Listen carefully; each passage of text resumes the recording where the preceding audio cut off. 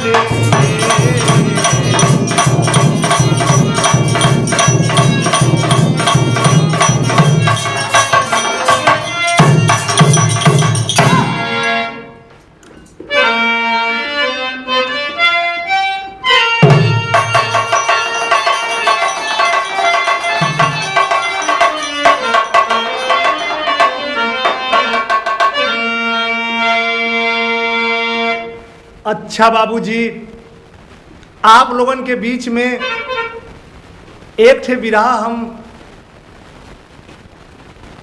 भेजा चाहते ही। हमके आशा ना पूर्ण विश्वास बा आप लोगन के जरूर पसंद आई। हमारे बिरहा का शीर्षक लक्ष्मण जी का औरत रूप उर्फ हनुमान जी की शादी। कवि जी का नई खोज हो मास्टर 4 लाइन भूमिका बा। आवा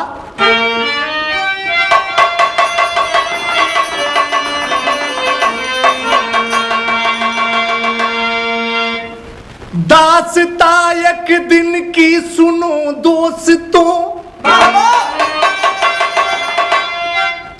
तजी अयोध्या नगर चल दिए गए लखन। राह चलते रहे शाम होती रही, पर दिल में नहीं आता उनके चयन। माँ विकल हो के राम से पूछन लगी,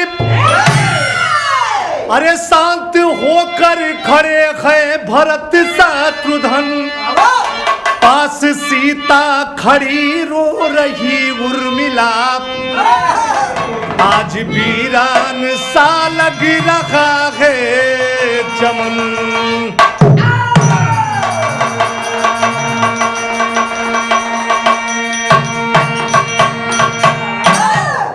पास सीता खड़ी रो रही उर्मिला, आज वीरान सा लग रहा है चमन। ये वो समय के बात है जौनी समय भगवान लंका का लड़ाई जीत के अइलन। प्रेम पूर्वक बाबूजी जिंदगी चलत रहल, प्रेम पूर्वक राज्य चलत रहल। लेकिन बतावल गई कौनो बाती के लेके लक्ष्मण जी नाराज हो के घरे से निकल गईलन। जब घरे से निकल गईलन, 1 दिना 2 दिना बीतल, भगवान राम घर के लोग लक्ष्मण जी के दुल्हन उर्मिला बड़ी परेशान हैं। आखिर का बात भाई, लक्ष्मण जी गईलन तो गईलन कहा। सबके बुलाए के भगवान एगो बात कहत हुन, मास्टर यहाँ कव्वाली के टुकड़ा लगल बा। कैसे लाल?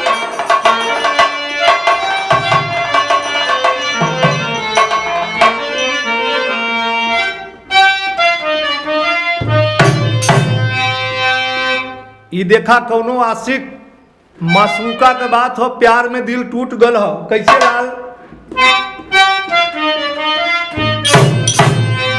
वासिक कलेश कर दरी बदरी मुझी को दिल से।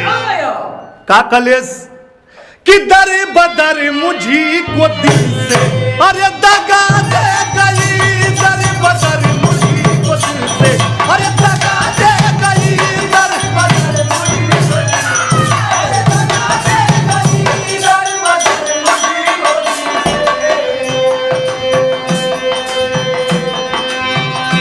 तक कव्वाली रह, लेकिन गनवा से सुंदर कवि जी बड़ी सुंदर भाव लिखलन। भगवान राम कहत हवन, का कहत हवन मास्टर?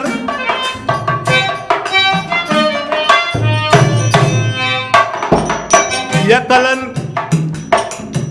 कि हो गई क्या खता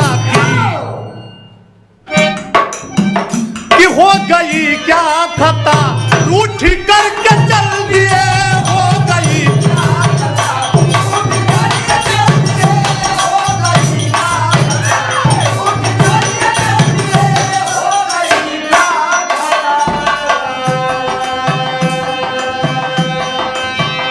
हो गई क्या खता, रूठ करके चल दिए।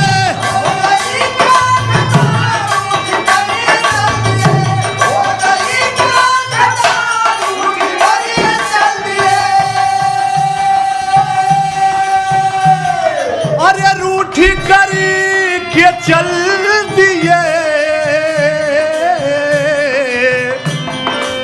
कौन गलती भइल कि आज भैया वाला प्यार, अरे आज भैया वाला प्यार उठ करके चल दिए।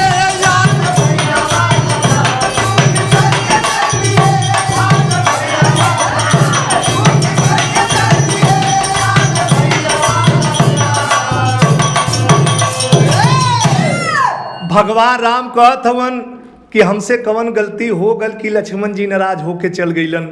हनुमान जी के बुलौलन, हनुमान जी के जौनी समय बुलौलन, अब बुला के भगवान राम हनुमान जी से कहत हवन कि बड़ी मदद कैला, बड़ी मदद कैला, एगो काम और कर दा। हथवा जोड़ के हनुमान जी कहलन कि प्रभु ई जिंदगी ही तोहरे बदे बनल हो, आदेश करा। कहलन कि लक्ष्मण जी दुनिया के कौनो कोने में होए, उनके हेर के खोज के हमारे आंखी के सामने ला के कर दा। आदेश लेके हनुमान जी चलत होवन, कैसे चलत होवन मास्टर? नजम कलाइन बाप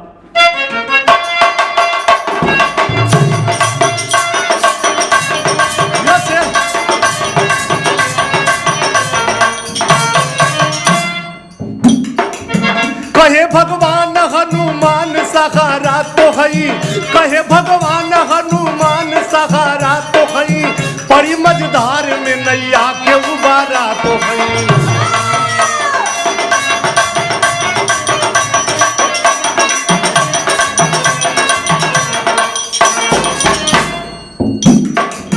लागा शक्तिमान बेहोश लखन भाई थे, सजीवन बूटी को पिला बने सहाई थे। हमारी आन को बलवान बचाना होगा, बुनकर भाई लखन लाल को लाना होगा। हमारी आन को बलवान बचाना होगा, हमारी आन को बलवान बचाना होगा, बुनकर भाई लखन लाल को लाना होगा।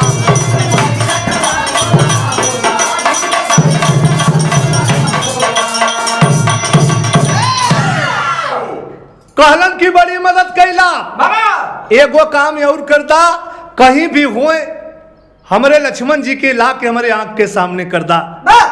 बाबूजी हथवा जोड़ के प्रभु के आशीर्वाद लेके, भगवान राम का आशीर्वाद लेके हनुमान जी चलत हवन। कैसे चलत हवन मास्टर? यहाँ गीत लगले हो।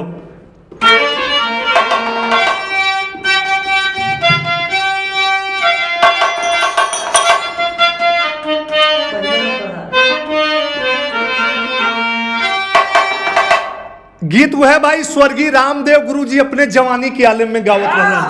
कैसे गावत रहे मास्टर? तारे सास मार ताना,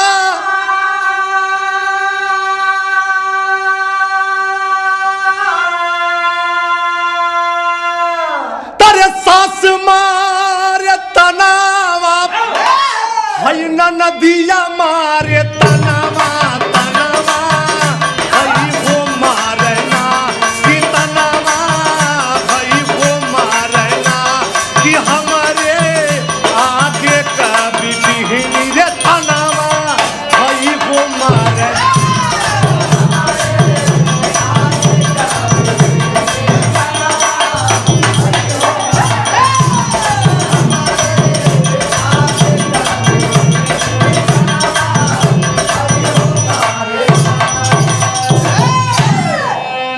ईता गीत रहे बाबू, लेकिन कवि जी बड़ी सुंदर भाव लिखलन। हनुमान जी आदेश लेके चलत हवन। कैसे चलत हवन मास्टर? तरे अवधान गरिया से, अरे अवधान गरिया से, अरे काइला पायनवा पाली वनवा चलना कि पाली वनवा चलना हो जाए लाठी मन पीराना रे पाली वनवा चलना।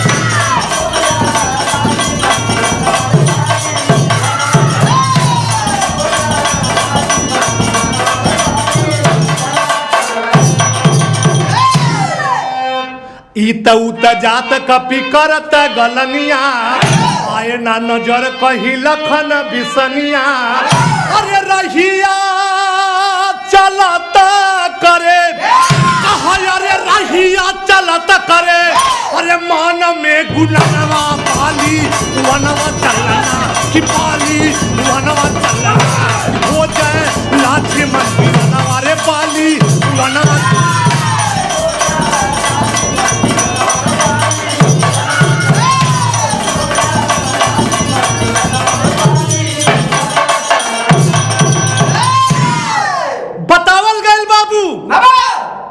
आदेश लेके भगवान राम के हनुमान जी चलल हुवन। जंगल में निकलन बाबूजी खोजत खोजत खोजत। शाम के टाइम जब हो गल, लक्ष्मण जी कहीं नजर अलन ना। कहीं जब नजर ना अलन, शाम के टाइम एक पेड़ के नीचे पंचो आपन वह गमछी उतार के ओके बिछा के वहीं सो गईलन। सोचलन सुबेरा हुई फिर चल के लक्ष्मण जी के खोजब। बतावल गेल बाबू एहर के बतिया यही जा छोड़ दा। धीरे धीरे सुबेरा भइल बा। लक्ष्मण जी जात कहाँ हुवन यहाँ बतावल गेल मास्टर। कैसे लाल?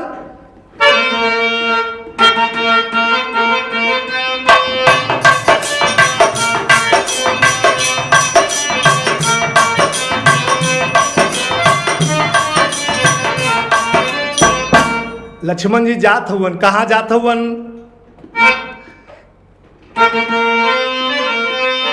एक पत्ती तैसा बढ़ जा मास्टर।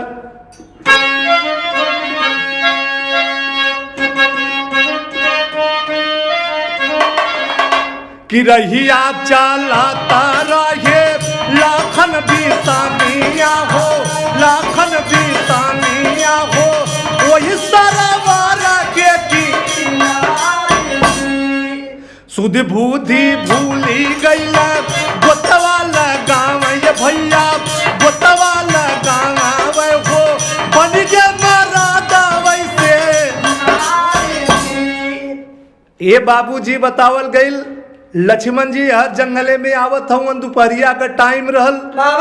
जात जात देखलन एक नजर बहुत बरियार सरवर आल। सरवर जब आल नजर, सोचलन कि थोड़ा स्नान कर ले फिर आगे बढ़ब। बतावल गए बाबू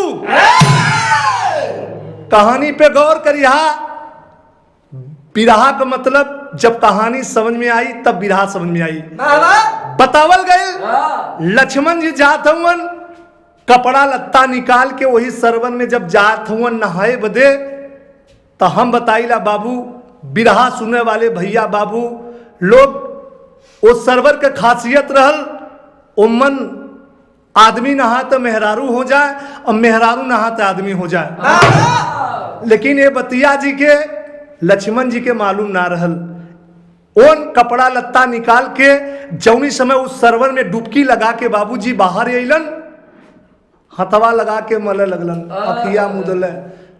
ऊंच खाल पूरा जब सब हो गल तो आँख खोलन तो देखलन करे प्रभु ई का हो गल हो। बड़ा परेशान हुवन। इतना सुंदर इतना सुंदर इतना सुंदर मेहरारू बनलन। सुंदरता को उनके कवि जी लिखलन छंद में मास्टर। कैसे लिखलन?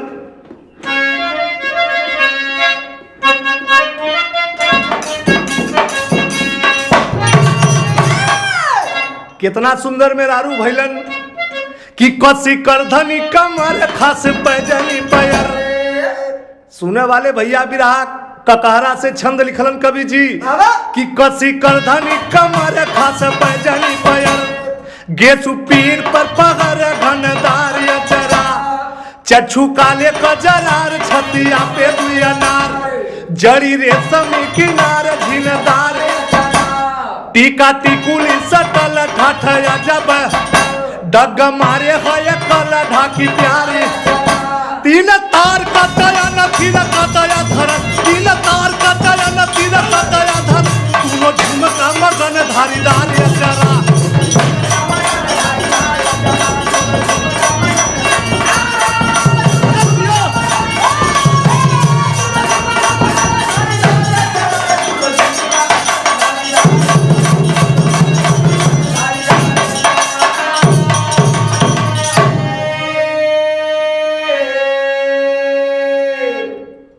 पाँव में पैजनी कमर में करधनी आंख में काजर ओठ पे उठलाली 16 सिंगार सजाए के वही सरोवर के किनारे इतना बढ़िया रूप भगवान बना दिलन कि देखवैया के थमोइया लगे कितना बढ़िया रूप बनौलन मास्टर। यहाँ टेरिक लाइन में लिखल गल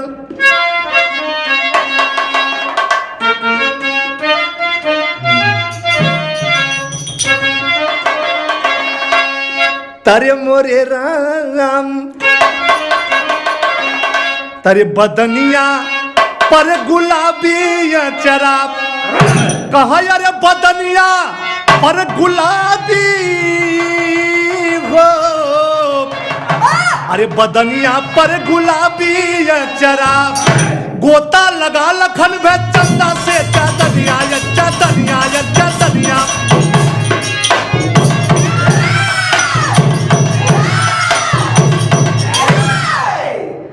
गोता लगा लखन भे चंदा से चदनिया हो बदनिया पर गुलाबी अचरा इतना सुंदर मेरा रूप बनलन। वही समय बाबूजी वही सरोवर के किनारे निकल के हर से ओहर करत हवन तब भइल का मास्टर यहाँ गीत बदल गए हो।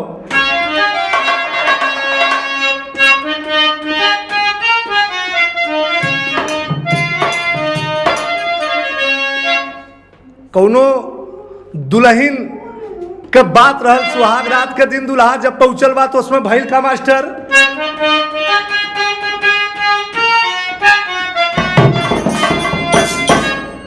सुहाग रात के दिन जब दुल्हा सेज पे पहुंचल हो दुल्हन खड़ी होके कल से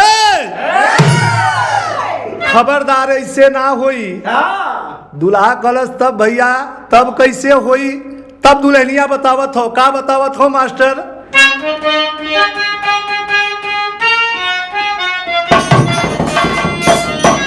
यह कलश ऐसा हो कैसे नाक में घूंघ उठाई राजा कि ऐसे नाक में घूंघ उठाई बहू ने हटी राजा जी झुमका ले झुलनिया ले पजनिया ले राजा जी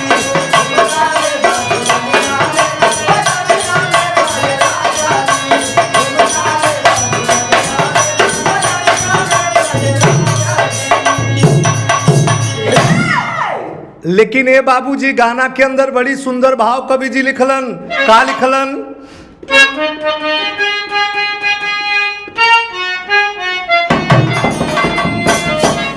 हनुमान जी खोजत खोजत आवत हवन कि ढूंढत कपिया सरोवर किनारे अरे ढूंढत कपिया सरोवर किनारे जब सुंदर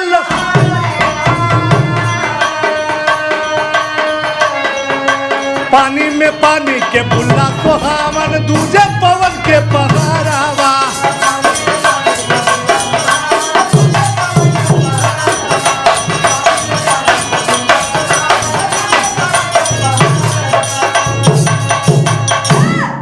हनुमान जी खोजत खोजत वही सरोवर के किनारे जौनी समय अइलन बाबूजी बड़े दूरिया से देखलन एगो औरत वही सरोवर के किनारे हर से ओहर करत हो जाए के पूछलन कि का हो यहर कौनो आदमी के जात के तू देखलू है ओन देखलिन ऊपर से नीचे कहलिन कि हमार खुदा यता पता ना हो कि कहाँ से माल है हमें कहाँ जाए के बा हनुमान जी जौनी समय नजरिया उठा के देखत हवन ऊपर से नीचे, वो समय उनका मथवा एकदम चकराए गल।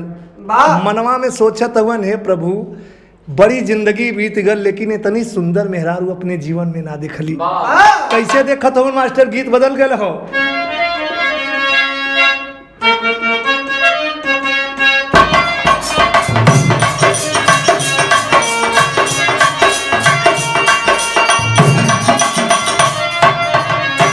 देखा बताइला कि कुल गाना के कौनो जोड़ ना हो। कौनो दुल्हन के दुल्हा परदेश में रहल तो दुल्हन अपने दिल के बात बतावत हो। का बतावत हो?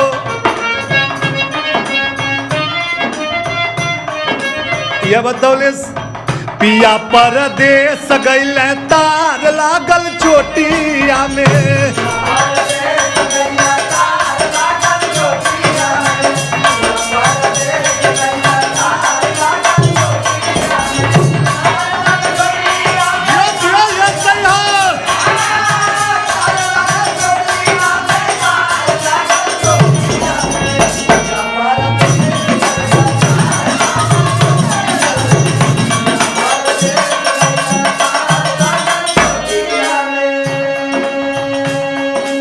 लेकिन हनुमान जी ऊपर से नीचे देखत हवन और ये देखे पंचो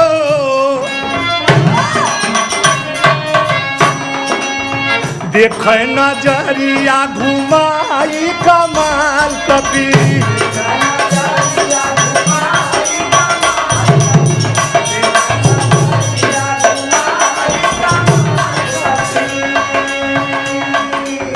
ऊपरा भी देखा कभी, नीचवा भी देखा कभी।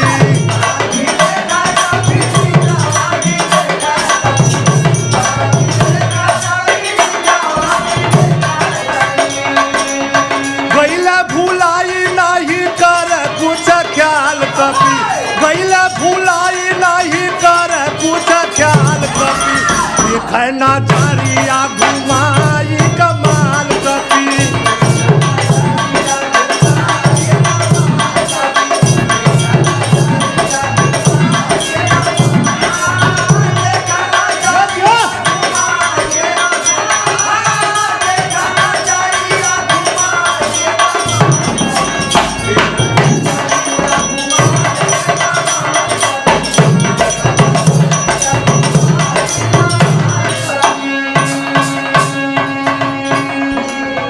ये बाबूजी ऊपर से नीचे देखत हवन, कलन बड़ी भक्ति भजन कैली हो, बड़ी भक्ति भजन कैली लेकिन मेहरारू का सुख स्वाद कबो पैली ना। हनुमान जी का देखा वही बाबूजी हम बताइला यह कवि जी का नहीं खोज है। लोग जानलन कि हनुमान जी बाल ब्रह्मचारी रहलन, लेकिन बाबूजी समय का बात रहल। ये धरती पर देवी देवता कोई भी अवतार अगर धरती पर लेके आल हो तो हम बताइला बाबूजी अगर इंसान का रूप लेके आल हो तो उसे गलती न गलती जरूर होला। तो हम बतावत है ऊपर से नीचे देखत हवन और काहे बदे वो आल हवन, सारी बात के भुला गईलन। जब भुला गईलन तो भइल का मास्टर यहाँ पहपट के लाइन लिखे पड़ल।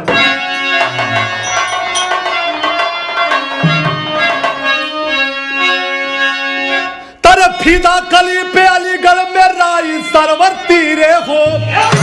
अरे फिदा कली पे अलीगढ़ में राई सरवर तीरे हो। हंस के लूटे लागल प्रेम बरसाई सरवर तीरे हो।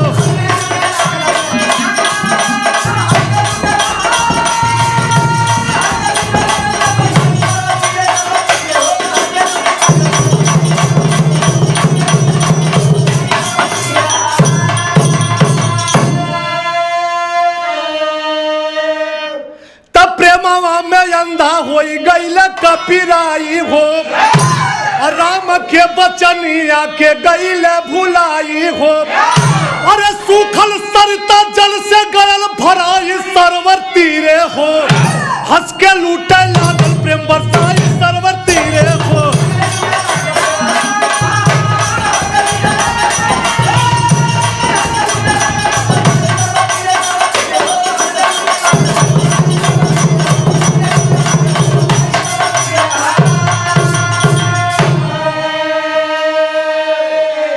ए बाबूजी ऊपर से नीचे देख के दोनों जने बात कैलन, कहलन कि तुहार शादी उदी भयल हो। हनुमान जी कहलन कि तोहके देखे में हम का लगत है, अब वही शरीर इतना गठीला, अब वही हमार शादी उदी ना हो, हम पूरा वही कुंवारा है। दोनों जने से बात विचार भल, बाबूजी कहलन तोहू कुंवारी हमहू कुंवारा, छोड़ा ना हो बाबन। चला दुनिया का जवन आनंद हो लेवल जाता। बाबूजी दोनों जने शादी कर करके वही सरोवर के किनार पे एक बढ़िया का मड़ई बना के बाबूजी दोनों जने रह लगलन। तो भइल का तो धीरे धीरे हो ही गईल, अरे नावा ठेला नवा हो, पारी पारा लगा के खूब मचावल तूफानवा हो। अरे भूल गईल कपिवर का चतुराई सरवर तीर, अरे हंस के लूटे लागल प्रेम बरसाई सरवर तीरे हो। समय धीरे धीरे बीते लगल, एकदम नई खून नई जोश, सालों भर न बीता एक लड़का तैयार, एक लड़का तैयार। धीरे धीरे बाबूजी 9 लड़का पैदा हनुमान जी कर दिलन। 9 ठे लड़का जब पैदा भइलन, लड़का धीरे धीरे जब कुछ सयान भइलन तो हनुमान जी के लगलन कपार खाए, कपार खाए लगलन। अपने बाबू से फरमाइश करत हुवन, का करत हुवन मास्टर, यहाँ आल्हा कला लिखल गल,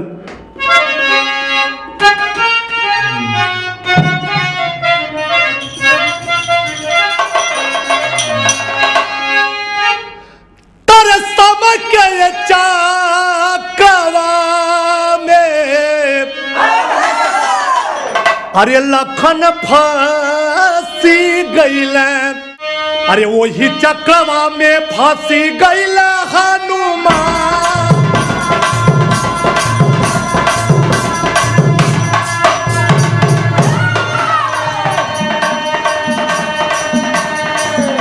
अरे वही चकवा में फांसी गईल हनुमान।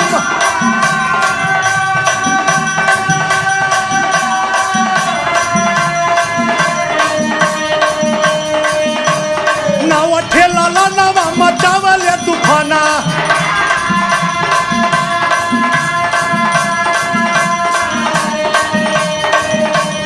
कोई मांगे हाथी घोड़ा, कोई मांगे जाना।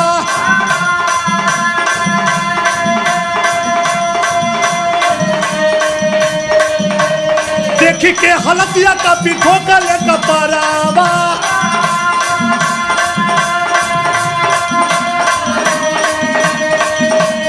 चले नहीं चारा होई गईला हयराना।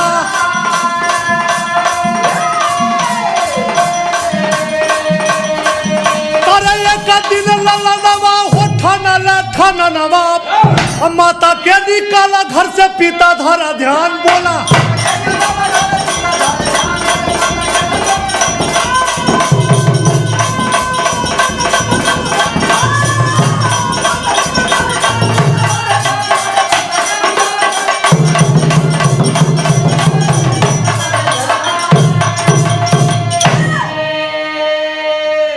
ए भैया बतावल गईल। हनुमान जी के जब लड़का कपार खाए लगलन, बड़का लड़का जमन रहल, हनुमान जी से आके कहलस कि बाबू, ए बाबू हमके हाथी लिया के द, छोटका कहता बाबू हमके घोड़ा द, और छोटका कहता बाबू जौन चंद्रमा माई चमकत है उ लिया के द। हनुमान जी के एकदम माथा पगल, कहलन खे भगवान कौने माया जाल में आके फंस गईली हो, इतना बढ़िया अपने प्रभु का भक्ति भजन करत रहली, कौने माया जाल में फंस गईली, का करे मजबूरी है। ए बाबूजी एक दिना के बाद हनुमान जी गईलन जंगल में, लकड़ी काट के लेके अइलन। लकड़िया जौनी समय रखत हवन वही समय बड़का लड़कवा कहलस कि बाबू, अरे ये बाबू तोहार बहुत हो गल, हमने कहिए से हाथी घोड़ा चंद्रमा मांगत है, देत ना हुआ, और माई कौनो चीज मंगा ले तो लाख चोरी करवा लिया के दिल, तई घरे में की तम आई रही कि हमने रह। हनुमान जी का माथा गरम भल, क्रोध में बाबूजी उसमें रहलन, एक एक हाथ लड़का के नौ के मल्लन, नौ का नौ लड़का दुनिया के छोड़ के चल गईलन। उनकर सैनन में नहीं लड़का दुनिया के जौनी समय वो लड़का छोड़ के चल गईलन। लड़का का जौन माई रहलिन लगलिन छाती पीट पीट के रोवे, रोवत हइन कहलिन कि हमरे लइकन के बहुत जल्दी जियावा, नहीं ते धरती पर हमहू ना जियब। हनुमान जी कहलन कि मर जातू तो हमार जान बच जात। कहलिन का मास्टर, वही सर्वर का खासियत है, आप लोगन के हम पहले बतौले रहली, वो सर्वर का खासियत रहल औरत के रूप में। फिर जाके बाबूजी बड़े ऊंचाई से कूदलिन, जब कूदलिन तब पनिया के अंदरवा से जब बाहर अलिन, फिर वह लक्ष्मण जी के और आदमी का रूप बाबूजी फिर आ गल। हनुमान जी हाहा के दौड़लन। कैसे दौड़त था मास्टर? खड़ी के लाइन हम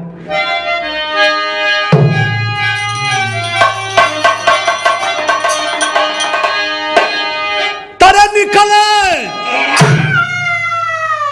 अरे निकले सर्वर से देखा हो लखाना लहर,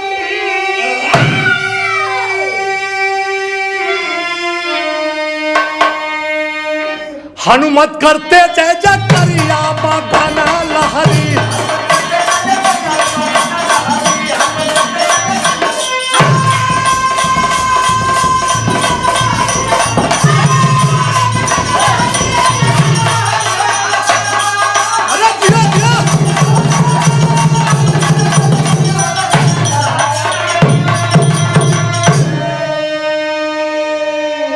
जौनी समय लक्ष्मण का रूप आल बा पंचो, हनुमान जी हाहा के दौड़लन।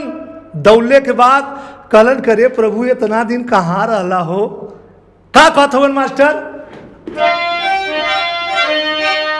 अरे गरवा से अपने लगाए रघुराई हो, कह चला है पवन सुत, अरे अपन कुशल आई के भाई बिनती करिया कथा ना लहारी। हनुमत करते जय जय करिया मगन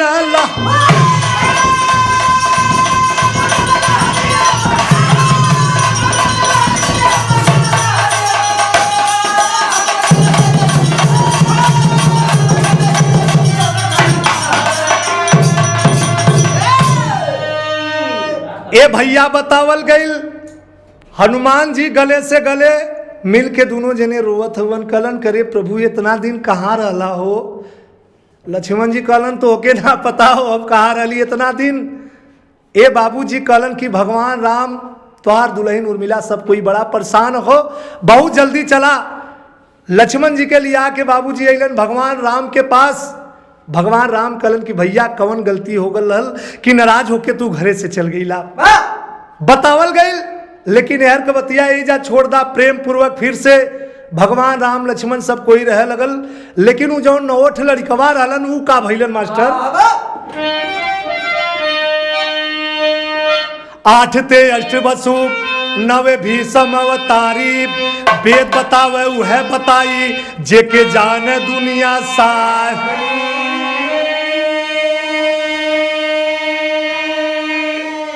ए भैया जोन 9 लड़का रहलन, 8 लड़का मिलके अष्टवसु के नाम से, अष्टवसु का नाम है आप लोग सुनले होगा देखले होगा। अष्टवसु के नाम से 8 लड़का मिलके पैदा भइल, और 9 लड़का जो रहल वो भीषम दादा बन के पैदा भइल महाभारत में। अंत में कहना है अरे महाभारत जी करिया कथा ना लहारी, हनुमत करते जय जय करिया मगन ला।